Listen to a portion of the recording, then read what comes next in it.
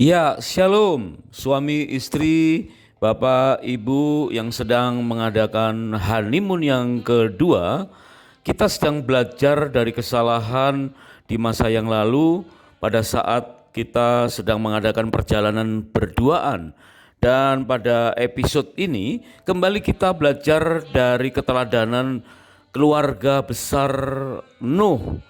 Nuh, istri, ketiga anaknya dan ketiga menantunya sangat dipuji oleh Tuhan dan mendapatkan satu kesempatan untuk menjadi contoh, menjadi teladan bagi banyak orang sampai dengan di zaman ini.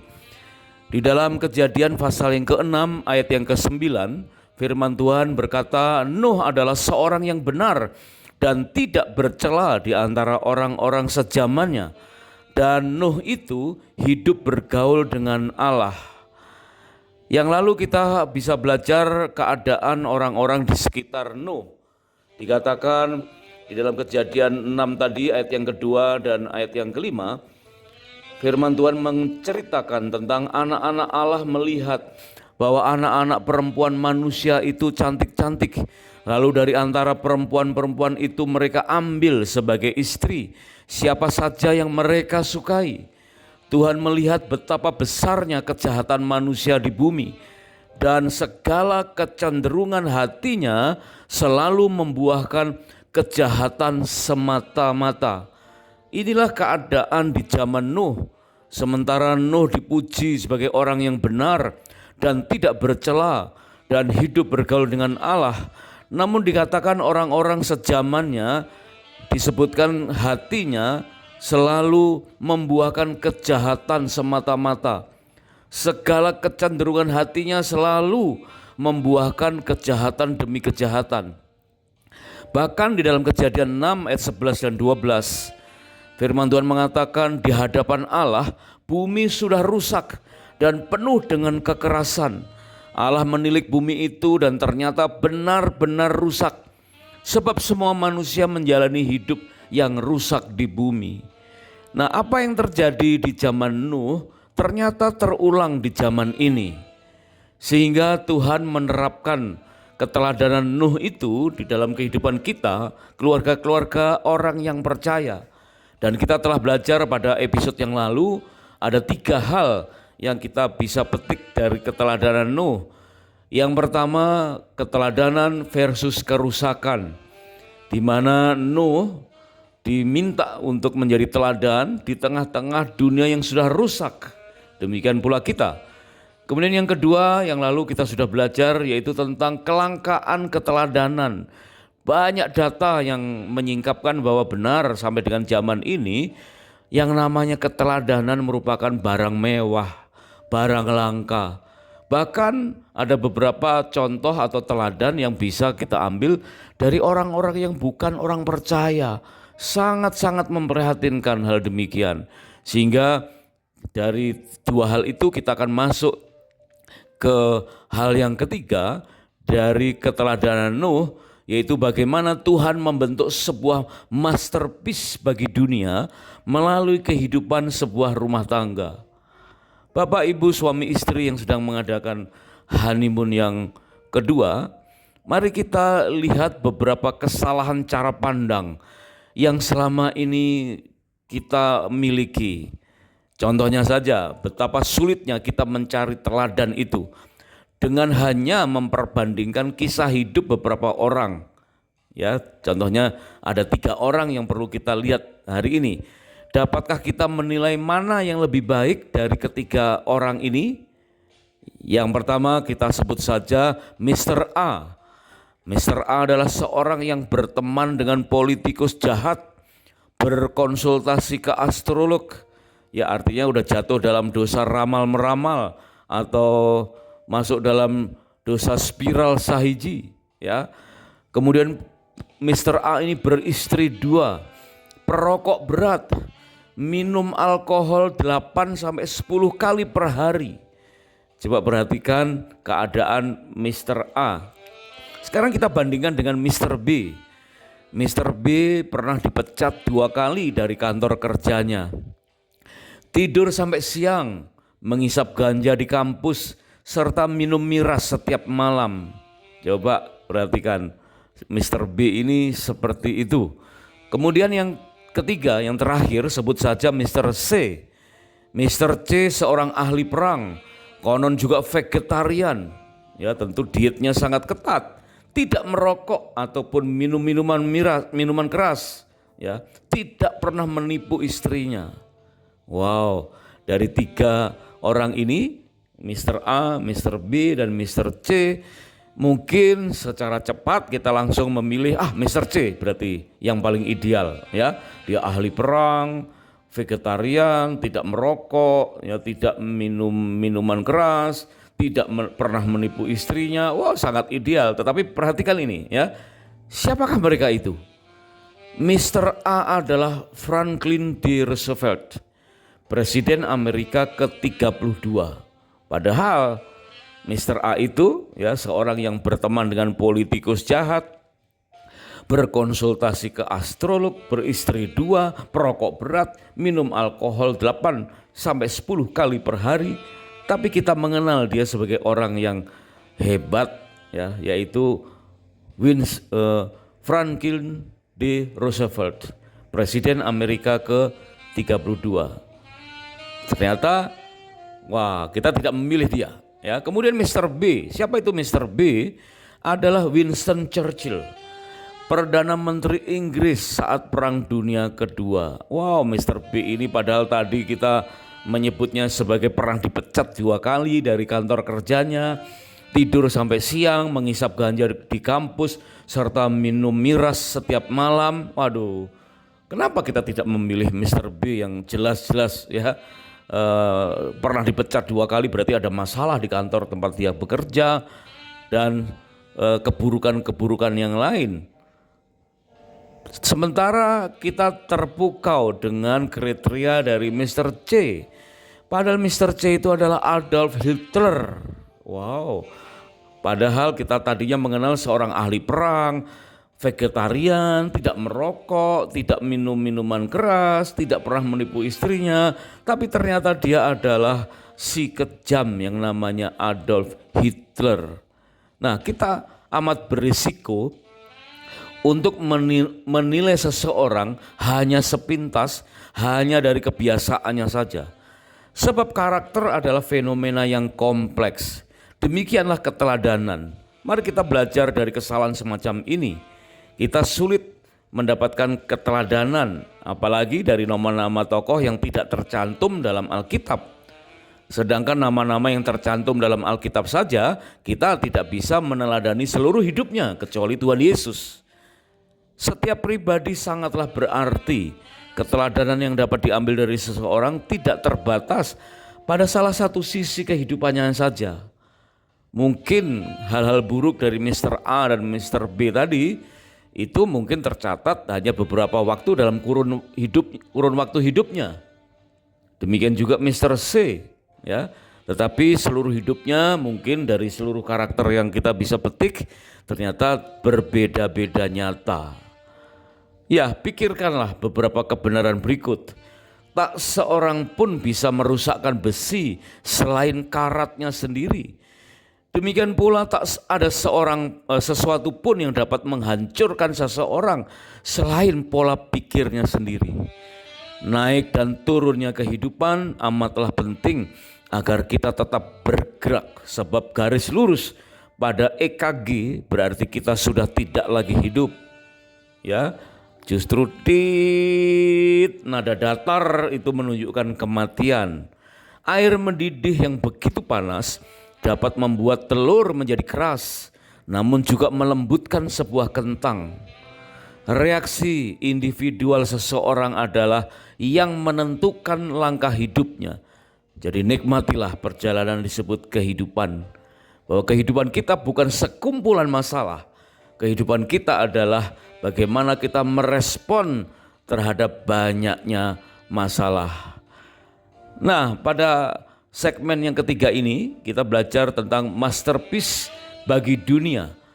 Setelah kita belajar tentang keteladanan versus kerusakan di dalam diri atau kehidupan keluarga Nuh, dan yang kedua kelangkaan keteladanan, Mari sekarang kita belajar tentang masterpiece bagi dunia.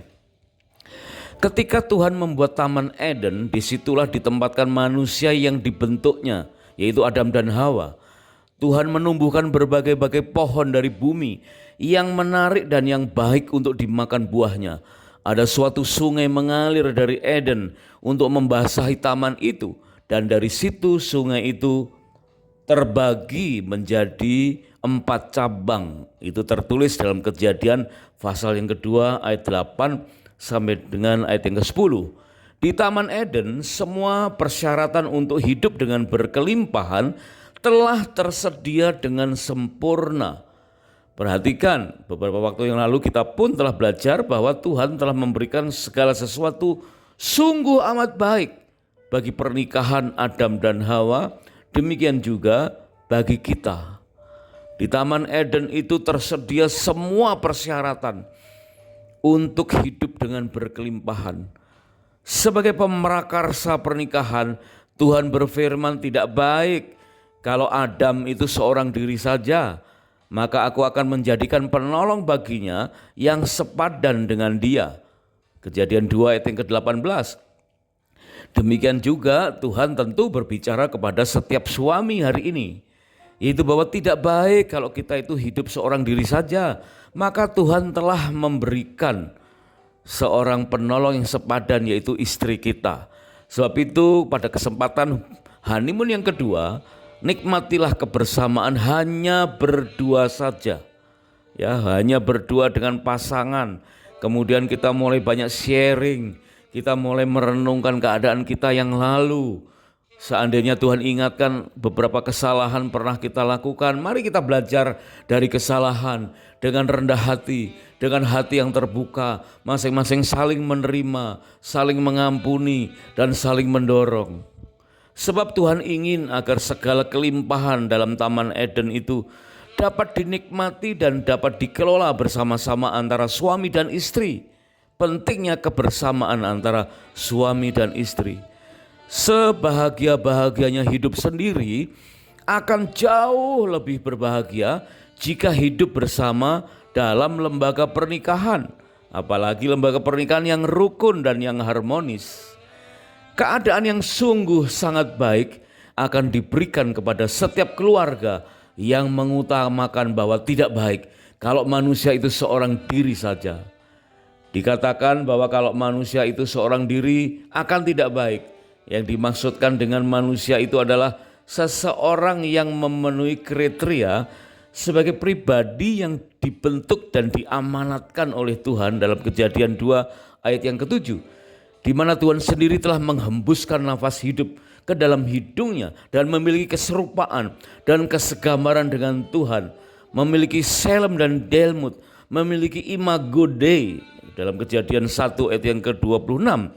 Manusia seperti itu yang tidak baik kalau seorang diri saja. Terhadap manusia seperti itu maka Tuhan membuat manusia itu tidur nyenyak. Ketika ia tidur, Tuhan mengambil salah satu rusuk daripadanya, lalu menutup tempat itu dengan daging. Dan dari rusuk yang diambil Tuhan itu dibangunnya lah seorang perempuan, lalu dibawanya kepada manusia itu. Kejadian 2 ayat 21 dan 22. Sehingga kita melihat perjodohan antara Adam dan Hawa yang melambangkan perjodohan kita menjadi sesuatu yang sungguh amat baik. Bapak, Ibu, suami istri yang sedang mengadakan honeymoon yang kedua, di dalam kitab Pengkhotbah 4 ayat 9 dan 10 mengatakan bahwa berdua lebih baik daripada seorang diri. Karena kalau mereka jatuh, yang seorang mengangkat temannya, tetapi wahai orang yang jatuh, yang tidak mempunyai orang lain untuk mengangkatnya. Nah, kebersamaan dalam rumah tangga yang hanya melibatkan 2 orang sebagai suami istri ternyata belumlah cukup, haruslah melibatkan bahkan bergantung pada pihak ketiga. Siapa itu? Yaitu sang pemrakarsa pernikahan, yaitu Tuhan. Kitab Pengkhotbah pasal 4 ayat yang ke-12 berkata, bila mana seorang dapat dialahkan, 2 orang akan dapat bertahan. Tali 3 lembar tak mudah diputuskan.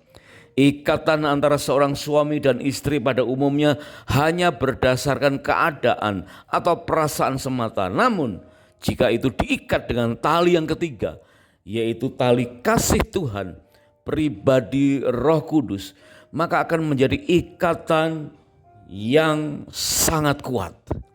Tali yang ketiga tersebut bukanlah manusia atau pihak ketiga manapun, bahkan juga bukan pemimpin pesta seperti dalam pernikahan di Kana, tetapi tali yang ketiga adalah Tuhan Yesus.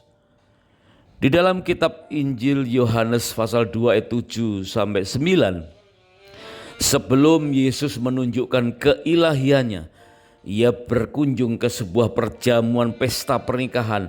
Ia mendapati anggur habis. Kemudian Yesus berkata kepada pelayan-pelayan pada perjamuan itu, isilah tempayan-tempayan itu penuh dengan air. Dan mereka pun mengisinya sampai penuh. Lalu Yesus berkata kepada mereka, sekarang cedoklah dan bawalah kepada pemimpin pesta.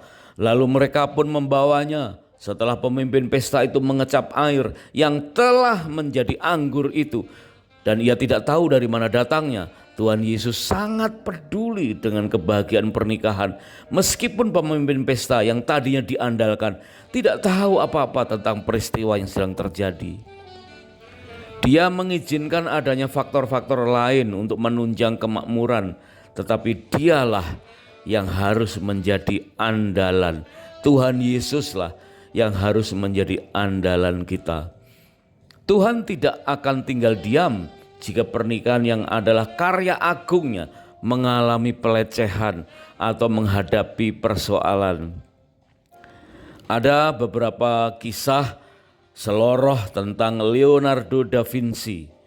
Bagaimana Leonardo da Vinci, sang pelukis Mona Lisa yang melegenda itu, dikatakan kita mungkin belum pernah mendengar seloroh itu sebelumnya, ya, atau mungkin kita kembali diingatkan dan tertawa geli. Dikatakan bahwa Leonardo da Vinci akan berguling-guling di dalam kuburnya jika mendapati seseorang merusak lukisan Mona Lisa, sebuah hasil karya kebanggaannya. Dapatkah kita bayangkan bagaimana dunia ini akan menanggapi jika seseorang merendahkan atau bahkan menginjak-injak lukisan Mona Lisa?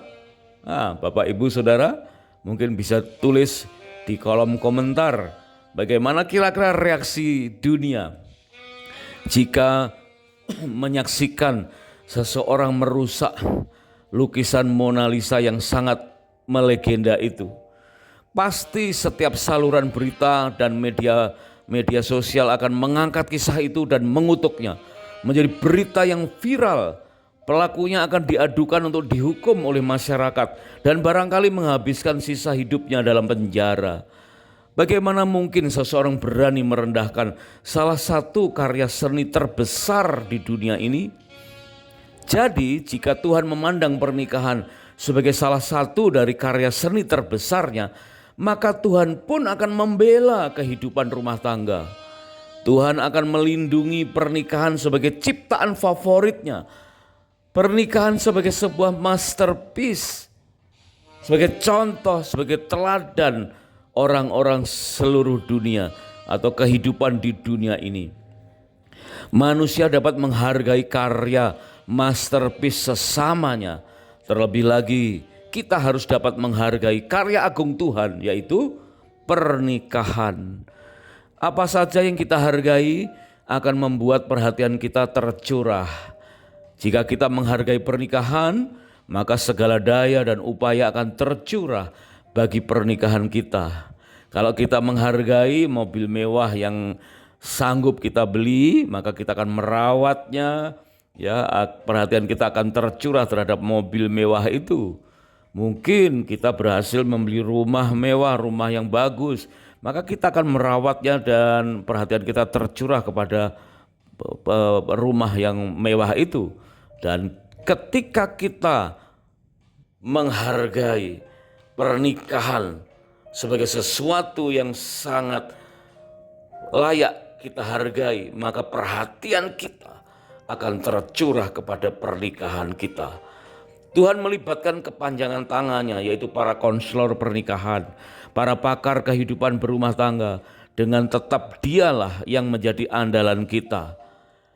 Konselor bagaikan pemimpin pesta yang akan membantu saja, tetapi Tuhanlah yang akan mencukupkan pernikahan kita. Kehadiran konselor pernikahan tidaklah bertujuan untuk menjadi pemimpin pesta yang mengatasi atau yang sanggup mengatasi semua persoalan. Konselor pernikahan hanyalah sebagai fasilitator semata. Nah, di tengah-tengah ancaman kerapuhan dan runtuhnya lembaga pernikahan, kita perlu bersyukur apabila pada saat pandemi yang lalu dunia mencapai rasa saling menghargai.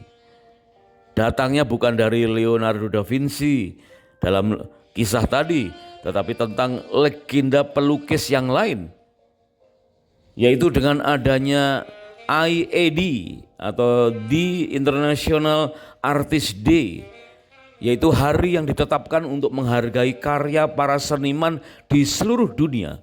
Nah, bagaimana para seniman ternyata pada saat itu perlu dihargai, ya layak untuk dihargai. IAD atau IAD bertepatan dengan hari ulang tahun Pablo Picasso, seorang seniman dari Spanish yang lahir pada tanggal 25 Oktober 1881. Tepat 140 tahun kemudian, bersamaan dengan hari ulang tahun Pablo Picasso tersebut, maka ditetapkanlah sebagai The International Artist Day atau IAD. Itu ditetapkan pada tahun 2021 di tengah-tengah masa pandemi. Sejatinya karya para seniman hanyalah tiruan dari karya Sang Pencipta. Ide-ide para seniman adalah tiruan atau berkat dari Sang Pencipta.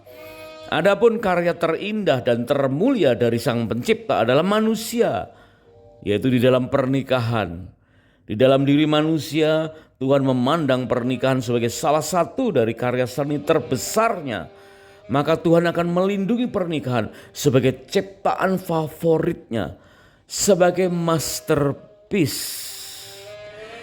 Bapak, Ibu, suami istri yang sedang mengadakan honeymoon yang kedua, pada saat kita meneladani kehidupan Nuh, dari 3 hal yang bisa kita petik dari keteladanan Nuh. Yang pertama adalah keteladanan versus kerusakan, yang kedua kelangkaan keteladanan, dan yang ketiga adalah masterpiece bagi dunia. Kita bisa melihat bahwa ternyata pernikahan kita adalah masterpiece dari apa yang Tuhan telah kerjakan. Ini luar biasa. Jadi sesuatu yang menjadi fokus Tuhan ternyata adalah manusia di dalam pernikahan. Sehingga pernikahan terhadap penghargaan terhadap pernikahan seharusnya melampaui IAD tadi, ya, melampaui di International Artist Day. Maka komitmen yang harus dilakukan saat honeymoon yang kedua adalah memberikan penghargaan yang tertinggi bagi pernikahan. Sebab sesuai dengan teladan dalam kitab Kejadian, bahwa kita perlu memahami adanya penyediaan Tuhan dalam pernikahan. Rindu mengalami sesuatu yang sungguh sangat baik. Hidup sebagai mempelai dengan 2 pribadi yang utuh. Menerima dan memahami adanya hadiah sekaligus perintah.